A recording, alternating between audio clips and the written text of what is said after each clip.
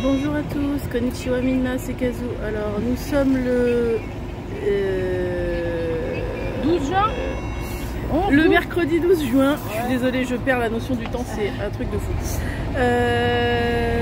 Nous sommes donc à Hiroshima. On a passé une nuit, enfin en tout cas moi j'ai passé une nuit extrêmement chaotique, très hachée et coupée.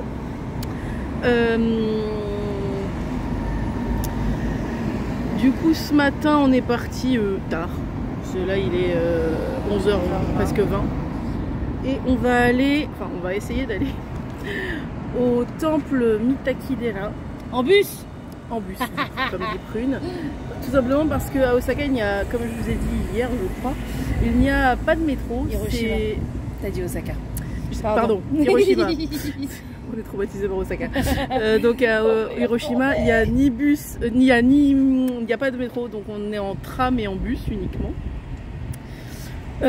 Donc là, on attend un bus. On est caché sous une espèce de haut vent qui est censé abriter un genre de parc-mètre.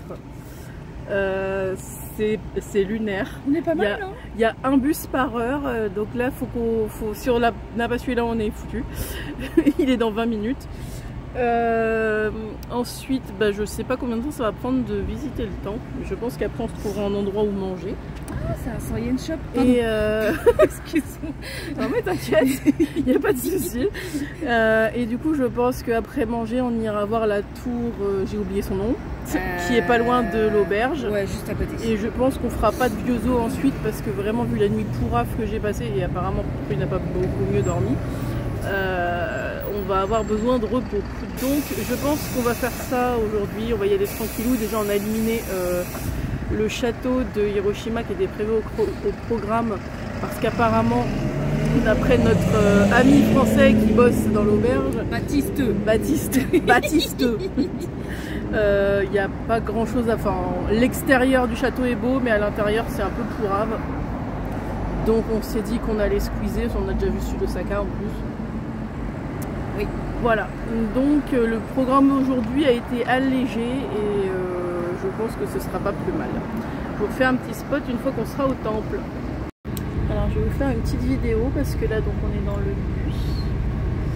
On va donc au temple et du coup on fait un petit trajet en bus. C'est vachement sympa. Là vous avez la vue qu'on a de là où on est dans le bus pour l'instant. On a encore 4 arrêts parce qu'on en avait 10 à la base. Et on a encore 4 arrêts.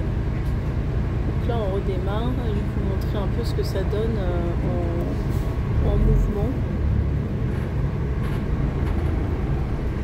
Mais apparemment on a un petit... Voilà. Donc là on va traverser...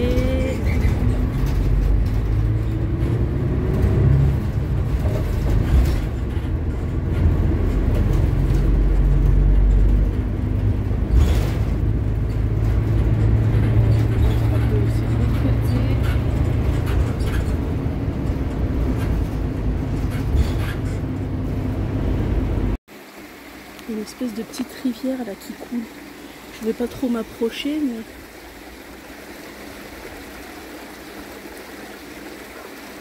c'est super sympa. La petite rivière c'est apaisant. Alors du coup ça c'est l'entrée du temple. Donc il va falloir monter les escaliers. Et le temple il est un peu plus haut. On va y aller tranquille. Alors, je vous prends une petite vidéo parce que là vraiment on est sur une entrée de temple vraiment typique avec ces petites statues dont j'ai oublié le nom et la signification. Qu'ils aient des vêtements, il y a une signification, mais encore une fois je l'ai oublié. Si jamais ça me revient, je vous le marquerai en barre d'infos.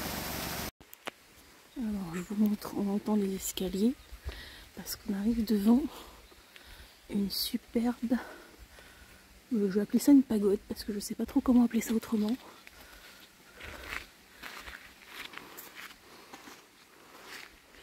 C'est magnifique.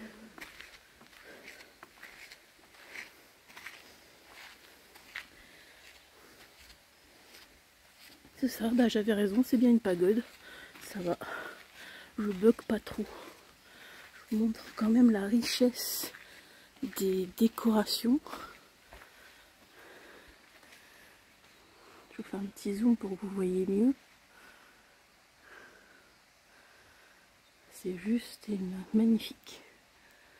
Et on est vraiment niché au cœur de la verdure, vraiment. Donc, je vous fais une petite vidéo. J'ose pas parler trop fort parce qu'on est quand même dans l'enceinte d'un temple. Mais comme ça, vous avez le bruit de l'eau avec la petite cascade sur la droite. Enfin, la petite fontaine sur la droite. Voilà. Et en haut des tours d'un petit escalier, on est tombé sur ça. Je sais pas du tout qui sont ces moines. Je suppose que ça doit être genre les fondateurs du temple. Mais je trouve ça tellement beau. C'est majestueux en fait. Et je vous montre encore une fois. Mais en fait, il y a littéralement des cascades de partout dans ce temple. Je trouve ça juste magnifique. Donc là, on monte au niveau de la cloche.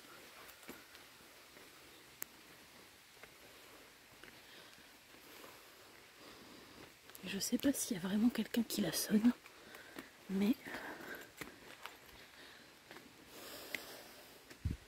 one time only par personne. Ah, on peut taper dedans. Apparemment on peut sonner la cloche, nous, mais une seule fois. Apparemment on peut sonner la cloche, mais une seule fois. Je vais le faire. De toute façon, c'est dans le respect, donc je vais le faire, mais c'est dans le respect, donc ça va. Je me sens pas illégitime.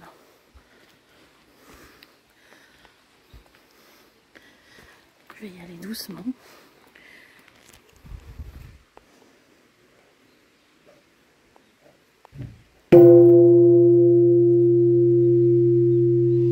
Voilà.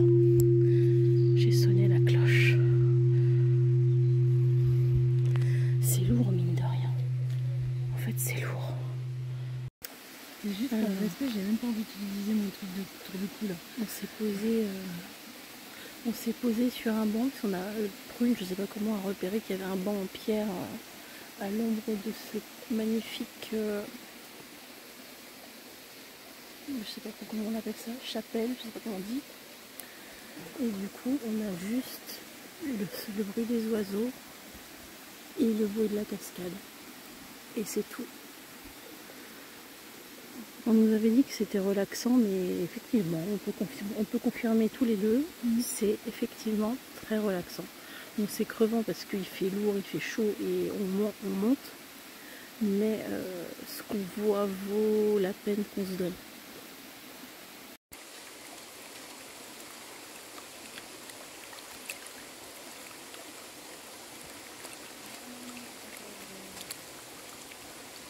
Alors, je vous montre un peu parce qu'il y a des petites statues de moines réparties à différents endroits sur cette espèce de... Je sais même pas comment appeler ça, mais c'est vachement sympa.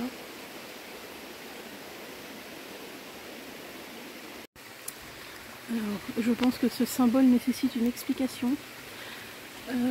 Pour nous autres occidentaux, on sait très bien ce que ça nous rappelle. Mais ici, ça n'a pas du tout cette signification. Ce symbole, c'est le symbole des temples bouddhistes. C'est un symbole bouddhiste. Donc très très éloigné de la guerre.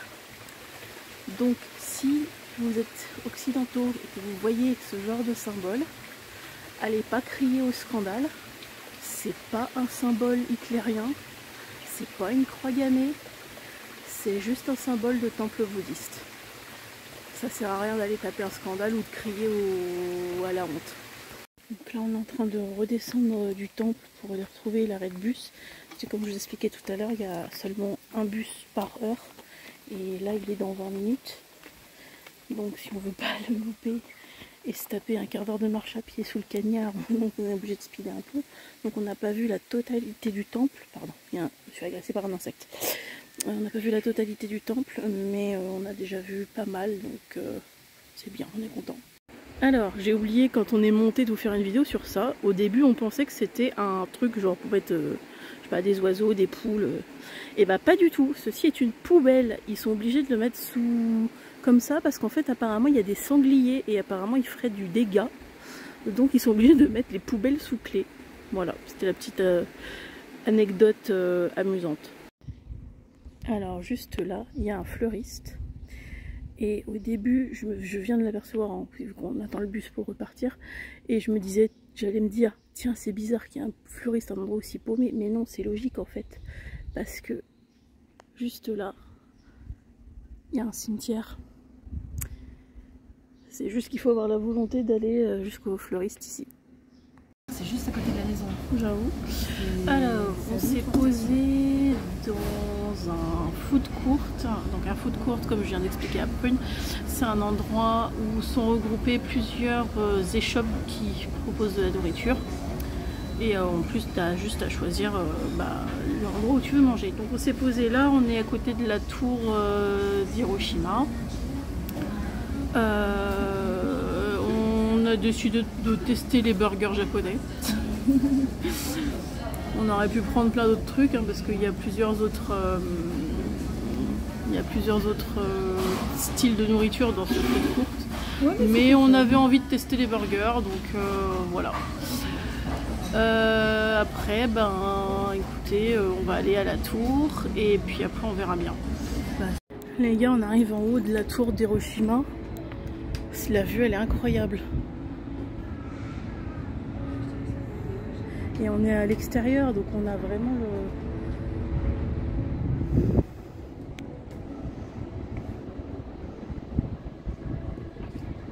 C'est un truc de malade.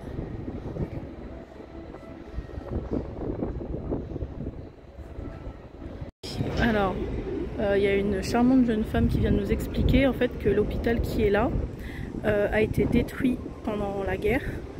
Et il a été reconstruit et depuis c'est toujours la même famille qui est à la tête.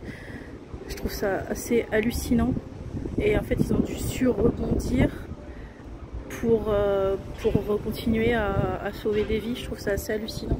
Et là vous avez, excuse-moi, là vous avez le bâtiment, je pense que tout le monde le connaît, celui-là au moins de vue, hein, qui a été détruit. Ils l'ont laissé exactement tel qu'il était avec tous les gravats et compagnie. Mais pour que personne n'y aille, du coup ils ont clôturé. Donc on le voit d'ici, on le voit depuis l'autre côté de la rive je pense. Mais on peut pas, ce qui paraît logique, hein, c'est quelque chose d'historique, donc on peut pas y entrer. Mais on le voit bien d'ici. Alors je vous refais un petit bout de vidéo parce qu'en fait je viens de me rendre compte, et ce que je viens de dire à Prune, que il y a des montagnes tout autour de Hiroshima. Ça veut dire que Hiroshima est dans une cuvette. C'est peut-être aussi pour ça qu'on meurt de chaud, parce que du coup la chaleur elle s'évacue nulle part, vu qu'on est dans une cuvette. Là on est en hauteur. Là on est en hauteur, on a un peu de vent, mais dès qu'on est en bas, c'est un four. Hein. Là c'est hyper agréable. Donc voilà, mais effectivement, comme vient de me faire remarquer Prune, c'est vrai que quand on a pris le Shinkansen pour venir, on est passé plusieurs fois dans des tunnels, donc ça veut dire qu'on est passé plusieurs fois à travers des montagnes. Donc ça se tient. Mais j'avais pas fait gaffe jusque là en fait, que vraiment il n'y a que des montagnes tout autour. Alors du coup, là sur cette espèce de panneau, vous avez l'explication comme quoi la bombe elle a été larguée à 600 mètres de haut, et elle est tombée pile sur l'espèce de... le rectangle sur là, ici, là où il y a mon doigt, pile là, et c'est ce qu'ils appellent Ground Zero. Ground Zero, c'est le point d'impact. Ouais. Je sais pas si vous allez bien voir, mais là du coup vous avez sur ce tableau ce à quoi ressemblait le bâtiment avant qu'il soit détruit par les bombardements. Donc là littéralement vous avez la vue d'origine et la vue de maintenant. C'est fou, hein. C'est un compteur en fer, ils ont fait un time-lapse à partir du moment où la bombe elle a explosé jusqu'à maintenant.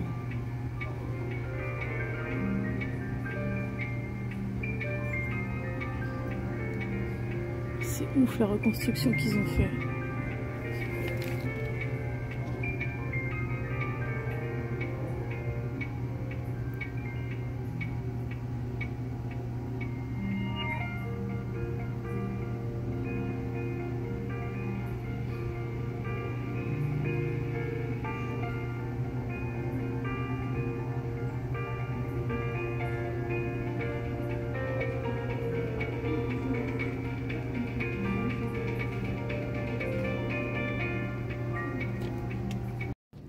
Bon, on vient de passer au moins 20 minutes à faire des grues en origami en haut de la tour.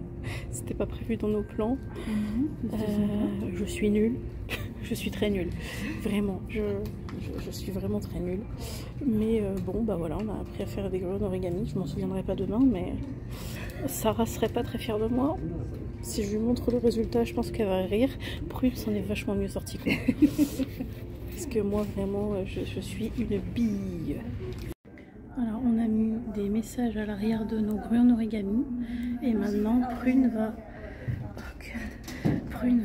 faire s'envoler nos grues par une fenêtre avec un plafond, un plein sol en verre. Donc, je ne peux pas l'accompagner parce que là, déjà, rien qu'en étant sur la terre ferme, j'ai les jambes qui tremblent. Mais du coup, voilà.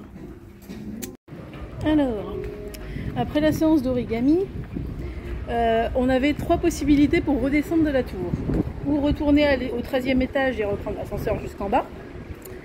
Ou faire le chemin en spirale qui descend sur l'extérieur de la tour, ce que nous sommes en train de faire.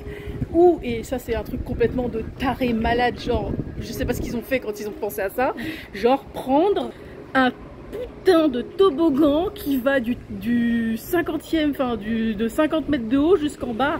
Un toboggan, les gens, vraiment, pour descendre d'une tour. Ils sont fous au Japon. Bref, inutile de dire qu'on n'a pas pris la solution toboggan. Hein. Du coup, on est en train de redescendre en spirale le long de la tour. Donc on est en extérieur, hein, clairement, on n'est plus dans la tour.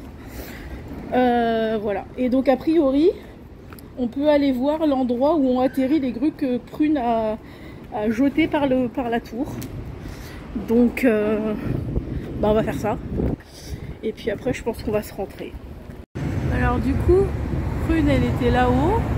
Elle a donc lancé nos grues là. Et donc, elles sont là-dedans. Voilà. Avec nos petits messages de paix. C'est ça. Bon, mon message de paix, il était très lambda. Hein, mais bon, voilà. Au moins, on l'a fait. Et voilà. C'est sympa.